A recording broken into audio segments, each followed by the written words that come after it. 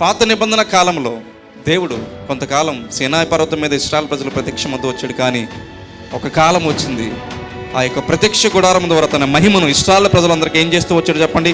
తెలియపరుస్తూ వచ్చాడు. కాబట్టి ఇక ఏమాత్రం కూడా ఇశ్రాయేలు ప్రజలు సీనాయి పర్వతానికి ఎక్కాల్సిన అవసరం లేదు.